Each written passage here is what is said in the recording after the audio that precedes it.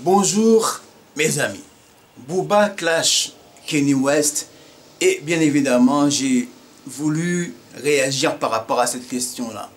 J'ai vu d'autres youtubeurs, à savoir Tonton Marcel et Guadazaïwa, tenter d'y répondre, mais je n'ai pas été convaincu par leurs réponses, ce qui explique ma vidéo.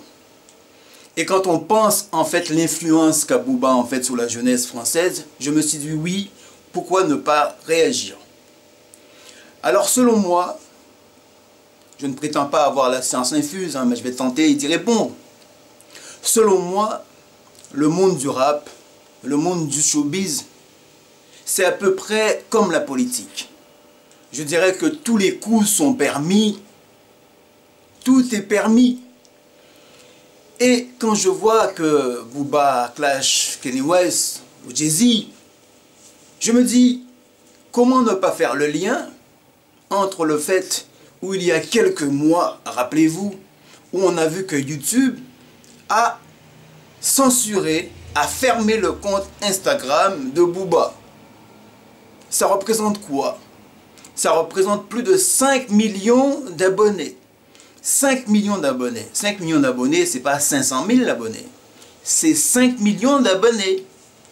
Cela veut dire que quoi? Nous avons 5 millions de personnes qui suivaient Booba sur Instagram et qui ne vont plus suivre Booba. Cela veut dire que quoi? Que l'influence qu'avait Booba sur la toile, il n'aura plus cette influence-là. La popularité qu'il avait sur la toile et aussi YouTube va diminuer dû au fait qu'il a été sanctionné par YouTube. Donc c'est quoi sa stratégie?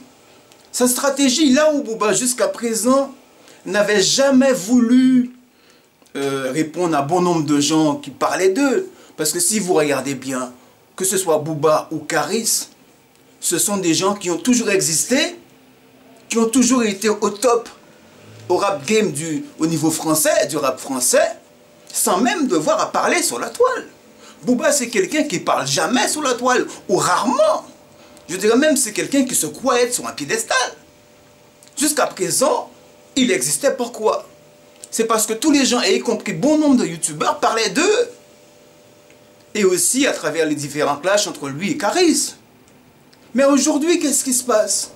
Eh bien, dû au fait que son compte Instagram a été supprimé, le rapport de force, il a changé. Il est descendu de son piédestal aujourd'hui. Eh bien, pour tenter de remonter, retrouver la scène, pour remonter sur la scène, la stratégie de Booba, c'est de dire que oui, je vais clasher ceci, je vais clasher un tel, je vais clasher Kanye West, je vais clasher Jay-Z. Eh bien oui, eh bien là on parlera de moi. On parlera à nouveau de moi. Voilà l'analyse, à mon avis, chers frères et sœurs, qui est la mienne et que je pense que je n'ai pas entendu sur la toile, sur YouTube, que ce soit l'homme qu'on appelle Guadazaïwa ou Tonton Marcel. Pour moi, et sans vouloir vexer qui que ce soit, on a beaucoup de gens qui parlent sur YouTube et comme ils font des vidéos tous les jours, on croit en fait que c'est toujours eux qui ont raison. Pourquoi? Bien parce que c'est eux qui parlent plus, mais le plus souvent, ils parlent pour ne rien dire en fait. Donc pour aller plus loin dans l'analyse, rappelez-vous une chose, il y a quelques années, des gens comme Stomy Bugsy, des gens comme aussi Passy, le Minister Hammer, c'est un rap qui marchait beaucoup en France, il cartonnait en France. Mais maintenant, les rappeurs français, pour tenter d'arriver au niveau de Jay-Z et de Kanye West, ils sont obligés de faire quoi? Ils sont obligés de signer avec des maisons de production américaines, des grosses maisons, les Sony et tout ça, qui fait qu'aujourd'hui, ils arrivent à faire les 50 millions de vues, les 100 millions de vues. Mais ce sont des choses qui n'étaient pas possibles il y a 5 ans, 10 ans. Et que même aujourd'hui, où ils arrivent à faire des 50 millions de vues sur YouTube et ailleurs, les Booba, Caris et tout ceci, eh bien aujourd'hui, ils sont toujours pas arrivés au niveau de Kanye West et de Jay-Z. Et la seule stratégie qu'a trouvé Booba, c'est de clasher Jay-Z et Kanye West pour tenter de faire parler d'eux. Mais est-ce que vous pensez qu'aux États-Unis, quelqu'un comme Jay-Z, quelqu'un comme Kanye West, ils vont passer leur temps à parler de Booba et Karis. Mais jamais de la vie. Mais ils s'en foutent complètement de rappeurs français. Les Jay-Z, les Kanye West, ils ne sont pas obligés de parler des petits rappeurs français. Pour eux, ils n'existent pas. Nous savons très bien que le rap, le grand rap international,